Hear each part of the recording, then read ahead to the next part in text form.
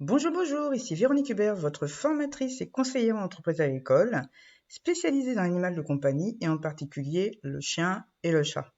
Dans le cadre de notre guide gratuit qui est destiné aux éleveurs débutants et aux petits éleveurs, aux futurs éleveurs éventuellement, nous allons parler aujourd'hui de l'administratif en bref et en particulier de l'arrêté 2014. Alors, il faut bien comprendre une chose, c'est que l'arrêté 2014 s'occupe uniquement des conditions sanitaires de votre élevage, ou d'ailleurs d'autres activités, mais on en parlera plus tard. Ça veut dire que l'arrêté 2014 s'applique de toute façon à tout éleveur, qu'il soit dérogataire ou professionnel, mais à la limite même s'il n'est pas éleveur. L'arrêté 2014, comme je l'ai dit tout à l'heure, ne s'applique qu'aux conditions sanitaires. Ça veut dire qu'il va s'appliquer à votre nombre d'animaux, à votre environnement, aux activités que vous allez faire avec, etc. D'accord? Ce n'est absolument pas lié à l'élevage en particulier. Les conditions sanitaires, elles s'appliquent aussi à des gens qui font de la pension, par exemple, à des gens qui font des refuges, donc des refuges d'animaux abandonnés. D'accord? Voilà. Donc faites très attention à ça. Il y a des obligations qui sont très fortes et qui font d'ailleurs que, beaucoup de petits éleveurs abandonnent, et c'est un petit peu dommage parce que finalement, en lisant cet arrêté de 2014 de façon posée, on s'aperçoit que finalement, il y a beaucoup de choses que les éleveurs font déjà de façon naturelle.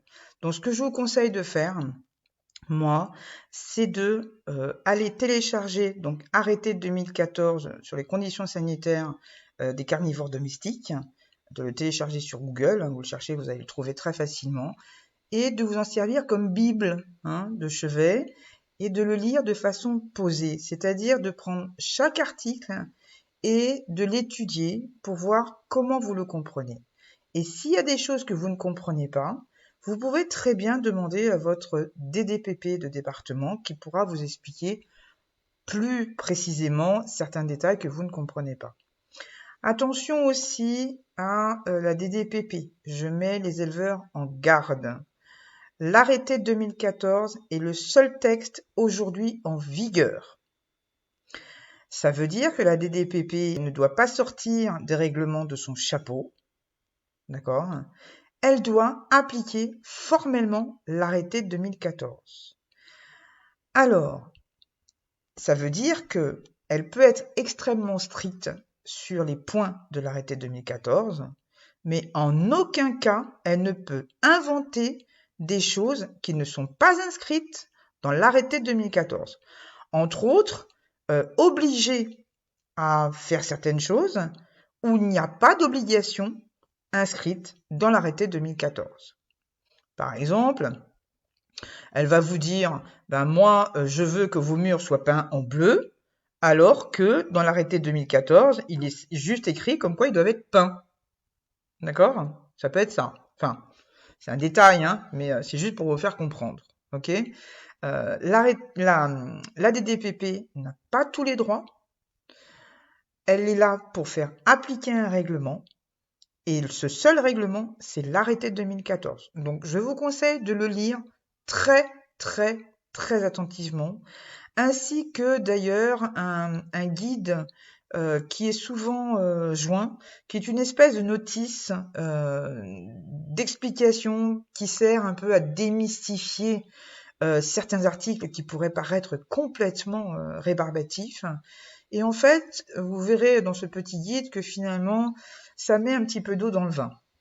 Par exemple, on parle de parcs de 5 mètres carrés pour l'hébergement, etc., pour les chiens. En fait, finalement, quand vous regardez dans le guide, eh bien, vous apercevez que l'arrêté 2014 admet parfaitement ce qu'ils appellent les parcs plein air, donc c'est-à-dire des chenils qui ne sont pas fermés, qui ne sont pas complètement couverts. Ensuite, de façon générale, sachez que, comme je disais tout à l'heure, tout éleveur est soumis à la réglementation de l'arrêté 2014 sur les conditions sanitaires de détention des carnivores domestiques. Il y a des dérogations possibles, donc c'est parfaitement inscrit dans l'arrêté 2014 et en particulier pour les petits éleveurs, donc en particulier bien ceux qui ont moins de 10 animaux, donc on parle bien d'animaux, c'est-à-dire de chiens et chats confondus, ok, de ceux aussi qui ne font pas plus d'une portée par an et de ceux qui n'ont pas plus de 3 femelles reproductrices. Il faut impérativement que les 3 conditions soient réunies, ok. C'est-à-dire qu'une femelle reproductrice, c'est une femelle qui a déjà reproduit et qui n'est ni stérilisée ni en retraite. Sachez aussi que certains points de l'arrêté de 2014 demandent aussi à ce qu'il n'y ait pas d'autres activités en lien avec les animaux. En d'autres termes, vous faites de l'élevage, vous faites une portée par an, je sais pas, de chat Maine Coon par exemple, et puis vous décidez de faire de la pension à côté. Eh bien, si vous aviez la dérogation, tant que vous ne faisiez que de l'élevage, c'est terminé à partir du moment où vous faites de la pension. Ok ? Bien.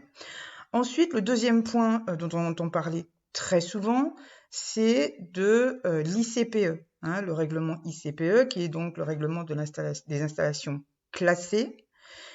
Elle ne s'applique, ou il ne s'applique, l'ICPE, que pour les chiens.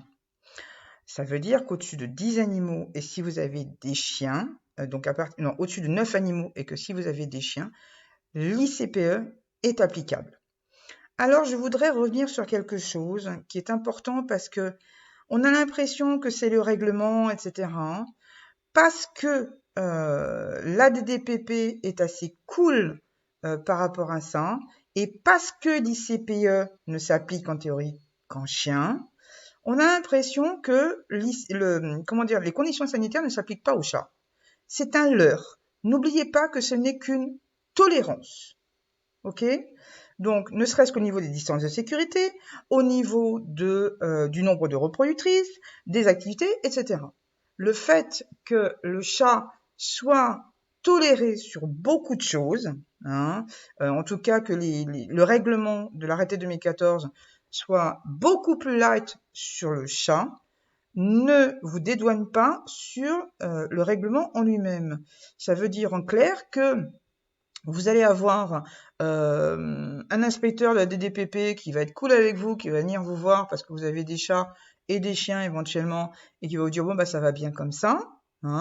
Et puis finalement, vous allez avoir quelqu'un qui va arriver, un autre, parce que celui qui est venu vous voir était à la retraite, par exemple, et la deuxième personne qui arrive va être beaucoup plus stricte et elle va vous taper sur les doigts parce que vous avez été très light parce que le précédent a été très cool avec vous. Donc, en fait, quand vous demandez des informations à la DDPP et que finalement, il n'y a pas grand-chose d'écrit sur l'arrêté 2014, demandez un écrit de la DDPP en question. Demandez un écrit. N'oubliez pas que tout personnel de l'administration, quand il répond à un usager, il est responsable de ce qu'il écrit, même quand il s'en va. Ça veut dire que l'administration, elle est responsable de tout ce que peut écrire un de ses fonctionnaires. D'accord ? Ça veut dire que tant que vous n'avez pas d'écrit, vous ne pouvez pas vous défendre en disant, vous savez, c'est quelqu'un de chez vous qui m'a dit ça. Non. Demandez un écrit pour confirmer ce qu'on vous a dit par téléphone ou même chez vous. C'est extrêmement important. D'accord ? Voilà. Eh bien, je pense que je n'ai rien oublié, en tout cas sur les conditions générales. Maintenant, je vous engage évidemment très fortement à aller lire ce fameux arrêté 2014 et de vous renseigner surtout du point de vue, en tout cas au niveau de votre DDPP de département, puisque malheureusement, malgré cet arrêté 2014, il y a beaucoup de différences d'application sur des détails d'une DDPP à une autre. Donc ne vous fiez pas là aussi à ce que vous dit l'éleveur voisin ou ce que des éleveurs des groupes Facebook disent. Renseignez-vous auprès de votre DDPP à vous, c'est-à-dire celle de votre département. D'accord? Voilà. Donc j'espère que ces petits détails vous auront été utiles. Je vous souhaite une excellente soirée et je vous dis à très bientôt.